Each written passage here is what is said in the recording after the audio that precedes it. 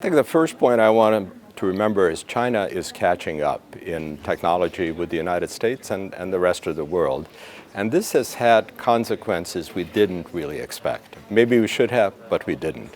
A lot of tension between the US and China now about security issues and about economic issues. The second point, though, is that the two countries have been handling this tension and this dispute very badly, essentially raising barriers that will decouple their economies, and that will be bad for them and for the rest of the world.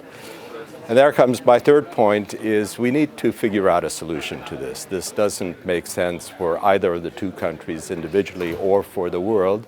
So we need some guardrails, some of which may involve bilateral agreements between the two countries, and some of which will mean going back to the multilateral system, which otherwise serves the world very well.